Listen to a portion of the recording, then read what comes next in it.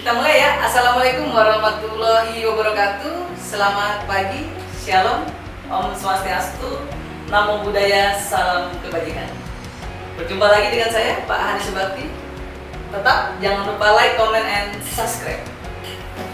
Di belakang kita, ini sudah saya tulis tentang 15 tanda baca.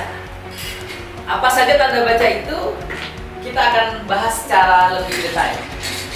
Baik, para mahasiswa dan para pelajar yang Pak Hani banggakan, kita tentunya tahu bahwasannya di dalam Pedoman Pemejaan Bahasa Indonesia ada namanya tanda baca.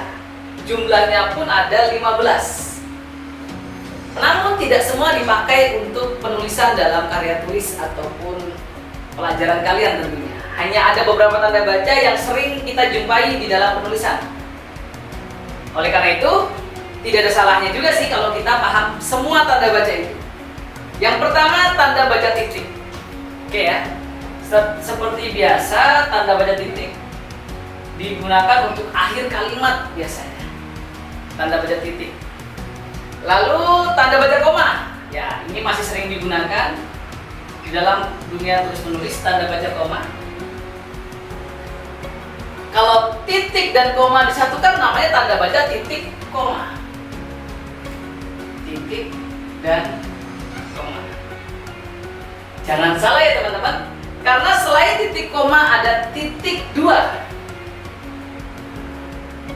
Titik dua. Oke. Tanda baca nomor 1, 2, 3, dan 4 ini sering kita temukan di dalam buku dan lain-lain. Oleh karena itu, teman-teman bisa sih sebenarnya membaca langsung yang namanya Pedoman Umum Ejaan Bahasa Indonesia atau PUEBI. Ingat, sekarang PUEBI. Artinya apa? EYD sudah tidak digunakan lagi karena berganti menjadi Pedoman Umum Ejaan Bahasa Indonesia. Oleh karena itu, kita memang harus mengetahui 15 tanda baca ini, meskipun tidak semua kita gunakan. Tanda baca hubung dengan pisah pun, mungkin teman-teman ada yang belum tahu, kalau hubung dia hanya kecil begini. Orang bilang strip ya, yang sebenarnya adalah tanda hubung. Sementara tanda pisah biasanya itu menunjukkan waktu atau jarak lebih panjang. Oke. Artinya apa? Antara tanda hubung dengan tanda pisah memiliki kesamaan, tapi ada perbedaan. Kalau hubung hanya strip atau pisah hubung seperti ini kecilnya, kalau pisah panjangnya. Oke, ya. Ingat, yang sering digunakan di masyarakat adalah tanda hubung. Sementara tanda pisah hampir jarang digunakan. Baik, mahasiswa Pak Hani, rekan-rekan pelajar, siswa yang berbahagia, kita akan berlanjut ke tanda baca selanjutnya. Adapun tanda baca selanjutnya adalah tanda tanya. Jelas siapa yang tidak tahu tanda baca ini? Tanda baca tanya digunakan untuk kalimat pertanyaan. Apa, siapa, mengapa, bagaimana, dan lain-lain. Ya. Dan tanda baca yang ke-8 ada tanda baca seru. Oke, perlu Bapak berikan pemahaman. Untuk tanda tanya ada semacam titik di bawahnya dan tanda seru pun juga ada. Tanda seru untuk perintah atau penegasan langsung kepada kita semua yang membacanya. Tanda baca elips. Barangkali di penonton atau yang menonton channel Bapak ada yang baru tahu tanda baca elips. Tanda baca elips adalah tanda baca titik 3. Seperti ini. Dia mengisi bagian-bagian yang rumpang. Itulah fungsi tanda baca elips.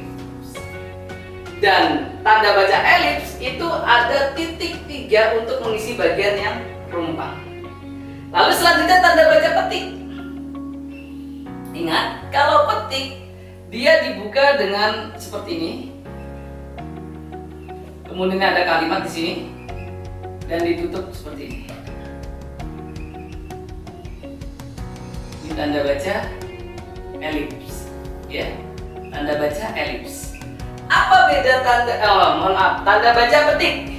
Tanda baca petik. Kalau Ebli hanya titik-titik, kalau tanda petik ada seperti 2 di atas begini di awal dan 2 di akhir untuk menutupnya. Lalu apa bedanya dengan tanda baca petik tunggal? Jikalau petik tunggal dia hanya 1 tanda petiknya, karena dikatakan tunggal. Oke, berbeda ya teman-teman. Tanda petik dan petik tunggal. Ini petik ada 2, kalau petik tunggal hanya 1. Berikutnya tanda baca kurung yang seperti sudah kita tulis sebelumnya. Tanda baca kurung, ya jelas seperti ini tanda bacanya. Kurung, nanti ada pernyataan baru tutup kurung lagi. Oke. Selanjutnya tanda baca kurung siku. Kurung siku sama kurung berbeda teman-teman. Kurung siku biasanya untuk para editor atau teman-teman yang sering mengedit kalimat. Kalau ini kurung biasa, kalau yang ini kurung siku. Oke. Masih ada 2 tanda baca lagi. Tanda baca ke-14 adalah garis miring atau sering disingkat garing, garis miring. Pengganti atau biasanya, ya, garing, garis miring. Yang terakhir, mungkin teman-teman baru sempat mendengar pada kesempatan hari ini, tanda apostrof. Apa sih apostrof ini? Apostrof ini semacam tanda penyingkat yang hanya ada petik 1 di atas. Ingat, tidak ada di awal dan di akhir, tapi hanya 1. Contohnya seperti apa Bapak? Contohnya ketika kita menuliskan nama-nama teman yang memang sudah familiar seperti Mut,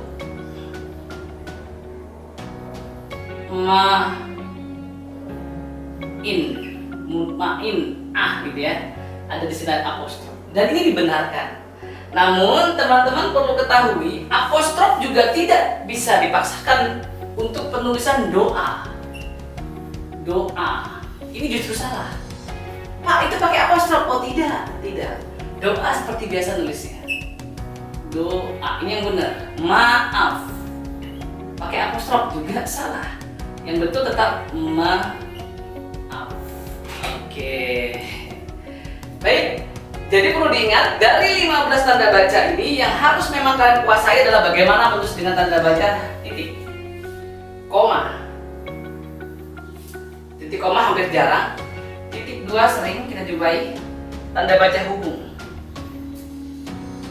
Pisah sangat jarang. Tanya. Seru. Elips hampir jarang. Petik di dunia kampus sering digunakan. Kurung apalagi. Dan garis miring. Selebihnya masih sangat jarang ditemukan di dalam dunia tulis menulis.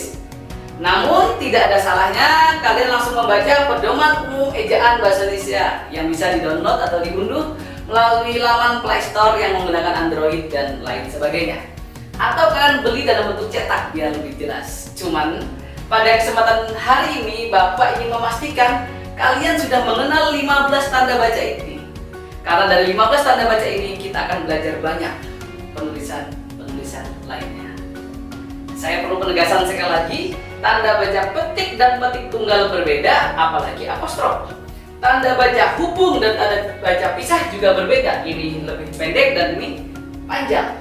Tanda baca titik, koma, dan titik 2 juga tentunya berbeda. Untuk lebih lengkapnya, silahkan membaca.